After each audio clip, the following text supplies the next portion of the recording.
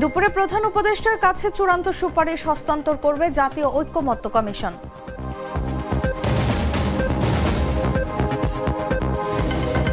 লক্ষ্মীপুর 2 আসনে ভোটের লড়াইয়ে 2 ভূঁইয়া, তৎপরতা নেই এনসিপির।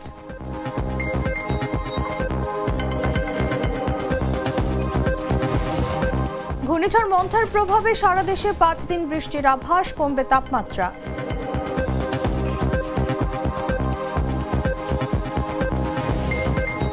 উত্তর আমেরিকার জামাইকায় বছরের সবচেয়ে শক্তিশালী ঝড় মেলিসার আঘাত, কয়েকজনের মৃত্যু।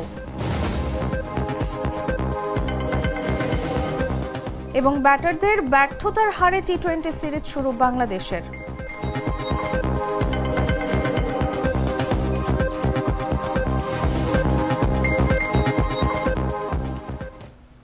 এতক্ষণ শুনছিলেন সংবাদ শিরোনাম।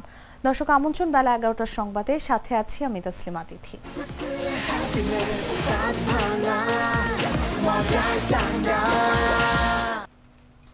চলে যাচ্ছি পুরো খবরে।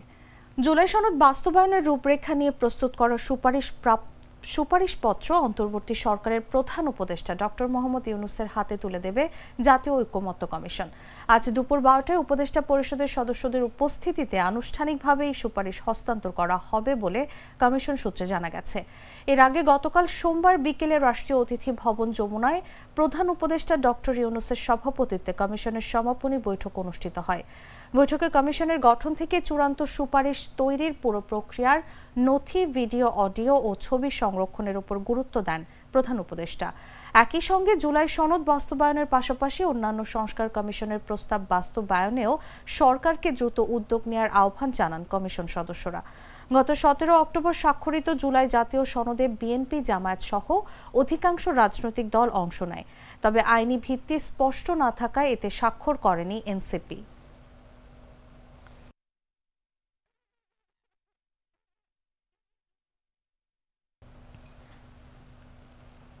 লক্ষ্মীপুর 2 আসনে ভোটের লড়াইয়ে মুখোমুখি বিএনপি ও জামায়াতের 2 ভূঁইয়া। বিএনপির সাবেক এমপি ও খালেদা জিয়ার উপদেষ্টা আবুল খায়ের ভূঁইয়া আর জামায়াতের প্রার্থী রুহুল আমিন ভূঁইয়া, এই 2 নেতাকে ঘিরেই চলছে নির্বাচনী আলোচনা। বিএনপির ঘাঁটি হিসেবে পরিচিত এই আসনে 1996 ও 2001 সালে খালেদা জিয়া সংসদ সদস্য নির্বাচিত হয়েছিলেন। পরে তিনি আসন ছেড়ে দিলে জয় পান আবুল খায়ের ভূঁইয়া। এবারও তিনি বিএনপির সম্ভাব্য প্রার্থী বলে জানা গেছে। বর্তমানে খায়ের ভূঁইয়া মাঠে সক্রিয়, বাড়িয়েছেন গণসংযোগ ও সাংগঠনিক তৎপরতা। অন্যদিকে অসুস্থ থাকলেও রুহুল আমিন ভূঁইয়ার পক্ষে কাজ করছে জামায়াতের স্থানীয় নেতৃত্ব। বিএনপিতে আরও কয়েকজন মনোনয়ন প্রত্যাশী রয়েছেন। কেন্দ্রীয় সহ সাংগঠনিক সম্পাদক ভিপি হারুনুর রশিদ ও যুবদলের সাবেক নেতা হারুনুর রশিদ হিরো তাদের মধ্যে অন্যতম। অন্যদিকে ইসলামী আন্দোলন, জাতীয় পার্টি ও এবি পার্টির তেমন তৎপরতা নেই। রাজনৈতিক মাঠ মূলত 2 ভূঁইয়ার দখলেই। জেলা বিএনপির শীর্ষ নেতারা বলছেন, হামলা মামলার মধ্যেও নেতাকর্মীরা ঐক্যবদ্ধ আছেন এবং নির্বাচনের জন্য প্রস্তুত। জামায়াত নেতারা জানাচ্ছেন, তৃণমূল পর্যায়ে দাওয়াতি কাজ ও ভোটার যোগাযোগ জোরদার করা হয়েছে। দীর্ঘদিনের রাজনৈতিক প্রতিদ্বন্দ্বিতা আর দলীয় ঐক্যের পরীক্ষায় তাই এবারও আলোচনার কেন্দ্রে লক্ষ্মীপুর 2 আসনের 2 ভূঁইয়া।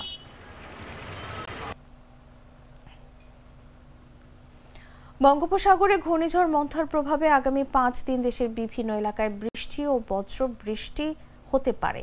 মঙ্গলবার থেকে উত্তরাঞ্চলে হালকা বৃষ্টি শুরু হয়ে বুধবার থেকে আরও বৃদ্ধি পাবে। এছাড়া ঘূর্ণিঝড় স্থলভাগে দুর্বল হলেও দেশের বিভিন্ন এলাকায় বৃষ্টিপাতের প্রভাব পড়বে। বিস্তারিত জাগো ডেস্ক রিপোর্টে। বঙ্গোপসাগরে অবস্থানরত ঘূর্ণিঝড় মন্থার প্রভাবে সারা দেশে 5 দিন বৃষ্টির আভাস দিয়েছে আবহাওয়া অফিস। এই 5 দিন দেশের কোথাও কম আবার কোথাও বেশি বৃষ্টিপাত হতে পারে। সোমবার সন্ধ্যায় আবহাওয়া অফিসের নিয়মিত পূর্বাভাসে বলা হয়েছে, মঙ্গলবার থেকে 1 নভেম্বর পর্যন্ত বৃষ্টিপাত অব্যাহত থাকতে পারে। আবহাওয়া অফিস জানিয়েছে, মঙ্গলবার থেকে বৃষ্টি শুরু হবে, পরদিন বুধবার থেকে বৃষ্টিপাতের পরিমাণ বাড়তে পারে। মঙ্গলবার রংপুর, রাজশাহী, ঢাকা, ময়মনসিংহ, খুলনা, বরিশাল, চট্টগ্রাম ও সিলেট বিভাগের 2-1 জায়গায় বৃষ্টি অথবা বজ্রসহ বৃষ্টি হতে পারে। এ সময় সারা দেশে দিন ও রাতের তাপমাত্রা সামান্য কমতে পারে। একই সঙ্গে দেশের কোথাও কোথাও মাঝারি ধরনের ভারী থেকে ভারী বর্ষণ হতে পারে।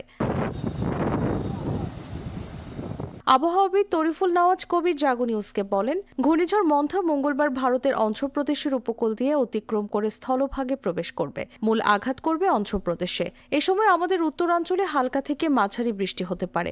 তিনি বলেন, আগামী বুধবার ঘূর্ণিঝড়টি স্থলভাগ থেকে দুর্বল হলে এর প্রভাব আমাদের দেশে পড়তে পারে। এর প্রভাবে দেশ জুড়ে বৃষ্টি হতে পারে। রংপুরের বাজারে কমেছে সবজি, পেঁয়াজ, কাঁচামরিচ ও ডিমের দাম। নিত্য প্রয়োজনীয় অন্য পণ্যের দাম কমেছে। টার্মিনাল বাজারে রয়েছেন সহকর্মী জিতু কবির, সরাসরি যাচ্ছি তার কাছে। যদি বাজার দরের চিত্র আমি জানাই আপনাদের, তাহলে শুরুতে যেটি বলতে হবে যে এই সপ্তাহে কিন্তু সবজির যে দাম সেটি কিন্তু অনেকটাই কমে এসেছে। আমরা যে গত সপ্তাহে জানিয়েছিলাম যে শীতকালীন সবজির সরবরাহ বাড়লে দাম কিছুটা কমবে। শীতকালীন সবজির সরবরাহ কিন্তু ইতিমধ্যে বাজারে আসতে শুরু করেছে। সে কারণে কিন্তু দাম গত সপ্তাহের তুলনায় বেশ কমেছে। বিশেষ করে আমরা যদি বলি যে বাঁধাকপি যে 70-80 টাকা বিক্রি হয়েছিল, সেই বাঁধাকপি এখন 10 টাকা 20 টাকা কমছে। আবার ফুলকপি যে 120 টাকা 40 টাকার যে ফুলকপি বিক্রি হয়েছিল, সেই ফুলকপি কিন্তু আজকে বিক্রি হচ্ছে 80-70 টাকা করে। এছাড়া যদি আমরা অন্যান্য সবজির কথা জানাই, সেটি হচ্ছে যে সব সবজি না হলেও 2-1টি সবজি কিন্তু আগের মতোই আছে। তাছাড়া বেশিরভাগ সবজি কিন্তু 5 থেকে 10 টাকা করে গত সপ্তাহের তুলনায় একটু কমে এসেছে। আর একটি বিষয় যে জানিয়ে রাখি যে এই সপ্তাহে কিন্তু মুরগির যে বাজার, সেটি মুরগির বাজারে কিন্তু খুব একটি হেরফের হয়নি। গত সপ্তাহের মতোই পাকিস্তানি মুরগি বিক্রি হচ্ছে 280 টাকা, আর এই ব্রয়লার মুরগি বিক্রি হচ্ছে 165-70 টাকা করে। এছাড়া যদি আমরা ডিমের তথ্য জানাই, ডিম গত সপ্তাহের তুলনায় কিন্তু প্রতি হালিতে 1 থেকে 2 টাকা করে কমেছে। এখন এই আজকে বাজারে খুচরা বাজারে ডিম প্রতি হালি বিক্রি হচ্ছে 44 থেকে 45 টাকা পর্যন্ত। এই ছিল রংপুর টার্মিনাল বাজার থেকে বাজার দরের এই সপ্তাহের চিত্র। দর্শক, রংপুরের বাজার পরিস্থিতি জানাচ্ছিলেন সহকর্মী জিতু কবির। কররা কফি, কঠিন স্বাদে হাইকে বলো বাই। রাজশাহী বিশ্ববিদ্যালয়ের গণযোগাযোগ ও সাংবাদিকতা বিভাগের অধ্যাপক আব্দুল আল মামুনের নারীদের পর্দা নিয়ে বিতর্কিত মন্তব্যের জেরে শিক্ষার্থীরা বিক্ষোভ করেছেন। সোমবার রাত 11টায় জোহা চত্বর থেকে বিক্ষোভ শুরু হয়ে পশ্চিম পাড়ার মেয়েদের হলের সামনে পর্যন্ত চলে যায়। অধ্যাপক মামুনের ফেসবুক পোস্টে হল সংসদের নারীদের শপথ গ্রহণের ছবি দিয়ে লিখেছেন, এই ব্যক্তিগত স্বাধীনতা আমি এন্ডোর্স করছি। কাল আমি এরকম ব্যক্তিগত স্বাধীনতা পরে ও হাতে নিয়ে ক্লাসে যাব, পরব 2 কোয়ার্টার আর হাতে থাকবে মদের বোতল। মদ তো ড্রাগ না, মদ পান করার লাইসেন্সও আমার আছে। পোস্টটি পরে তিনি ডিলিট করেন। বিক্ষোভের শিক্ষার্থীরা অধ্যাপকের বিরুদ্ধে বিভিন্ন স্লোগান দেন।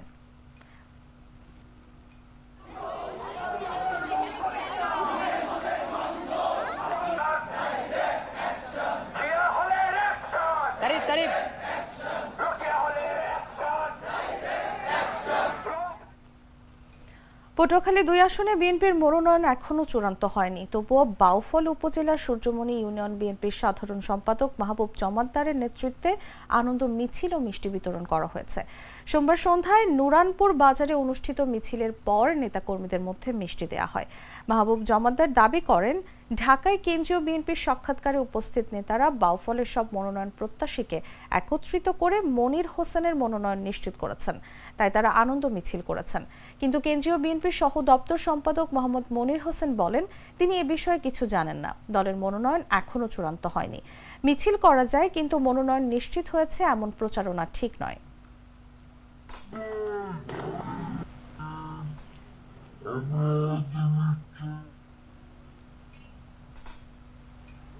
বদলে ফেলেছে, এবার আপনিও বদলে ফেলুন।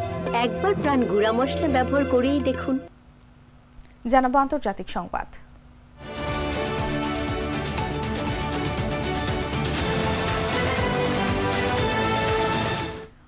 উত্তর আমেরিকার দেশ জামাইকায় পৌঁছানোর পর ক্যাটাগরি 5 মাত্রার তীব্র ঘূর্ণিঝড়ে পরিণত হয়েছে হারিকেন মেলিসা। ঝড়ের প্রভাবে উপকূল জুড়ে বইছে প্রবল বৃষ্টি ও ঝোড়ো হাওয়া।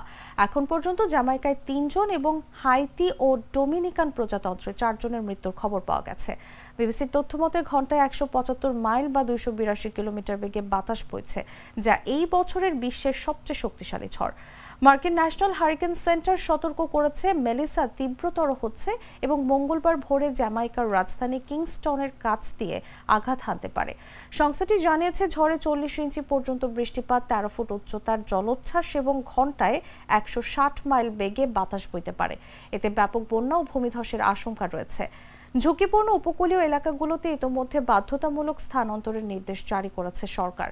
আবহাওয়াবিদরা বলছেন, মেলিসার ধীরগতির কারণে দীর্ঘস্থায়ী বৃষ্টিপাত বিপর্যয়কর পরিস্থিতি তৈরি করতে পারে।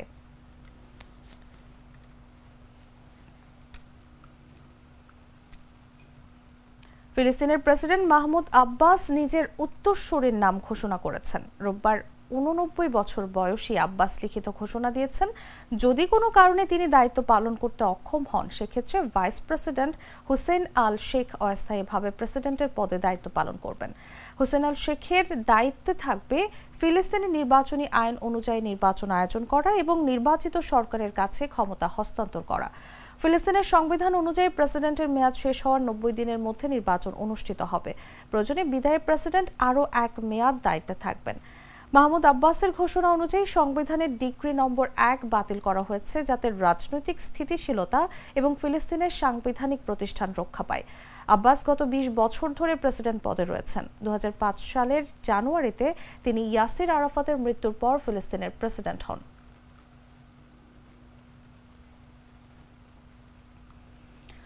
তুরস্কের পশ্চিমাঞ্চলীয় বালিকেসির প্রদেশে সোমবার রাত 10:48 6.1 মাত্রার ভূমিকম্প অনুভূত হয়েছে। ভূমিকম্পের উৎপত্তি স্থল সিন্দিরকি শহরের কাছে ভূপৃষ্ঠ থেকে মাত্র 5.99 কিলোমিটার গভীরে। ইস্তাম্বুল, বুরসা, মানসিয়া ও ইজমির প্রদেশেও কম্পন অনুভূত হয়েছে। আফাদের তথ্য অনুযায়ী সিন্দিরকিতে কিছু বাড়ি ঘর ক্ষতিগ্রস্ত বা ধ্বংস হয়েছে, তবে এখন পর্যন্ত কোনো হতাহতের খবর পাওয়া যায়নি। আগস্ট মাসেও এই অঞ্চলে একই মাত্রার ভূমিকম্প হয়েছিল এবং এরপর থেকে ছোট কম্পনগুলো নিয়মিত অনুভূত হচ্ছে। তুরস্ক ভূগর্ভের টেকটনিক ফল্ট লাইনের ওপর অবস্থান করায় ভূমিকম্প এখানে বিরল নয়। 2023 সালে দক্ষিণ ও দক্ষিণ পূর্বাঞ্চলে 7.8 মাত্রার ভূমিকম্পে 53,000-এর বেশি মানুষ নিহত হন। এর প্রতিবেশী সিরিয়ার উত্তরাঞ্চলেও নিহত হয়েছিলেন কয়েক হাজার মানুষ।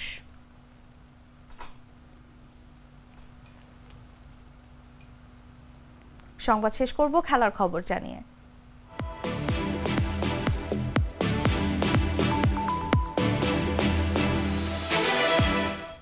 চট্টগ্রামে টি-20 সিরিজের প্রথম ম্যাচে ব্যাটারদের ব্যর্থতায় ওয়েস্ট ইন্ডিজের কাছে 16 রানে হেরেছে বাংলাদেশ। 166 রানের লক্ষ্য তাড়া করতে নেমে লিটন দাসের দল 19.4 ওভারে অল আউট হয় 149 রানে।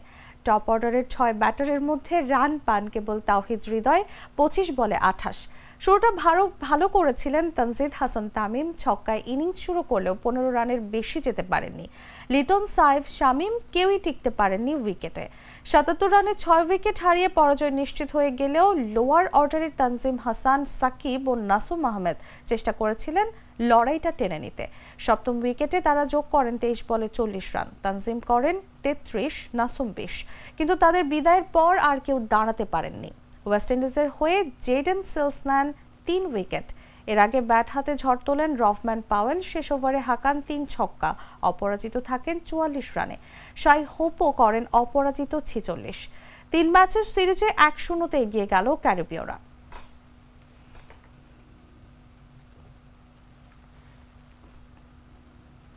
দর্শক, সংবাদ শেষ করার আগে শিরোনামগুলো জানিয়ে দিচ্ছি আরো একবার।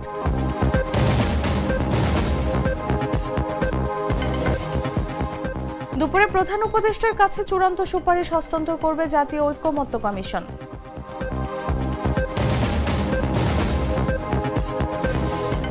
লক্ষ্মীপুর 2 আসনে ভোটের লড়াইয়ে 2 ভূঁইয়া, তৎপরতা নেই এনসিপির।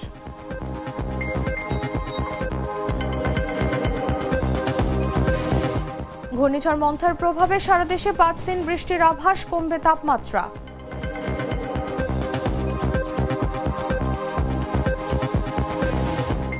উত্তর আমেরিকার জামাইকার বছরের সবচেয়ে শক্তিশালী ঝড় মেলিসার আঘাত, কয়েকজনের মৃত্যু। এবং ব্যাটারদের ব্যর্থতার হারে টি-20 সিরিজ শুরু বাংলাদেশের।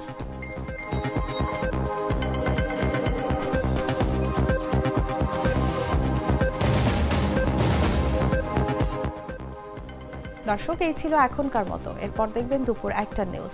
প্রতি মুহূর্তে সর্বশেষ খবর জানতে ভিজিট করুন jagonews24.com। ফলো করুন আমাদের ভেরিফাইড ফেসবুক পেজ এবং সাবস্ক্রাইব করুন জাগো নিউজের ইউটিউব চ্যানেল। ধন্যবাদ সবাইকে।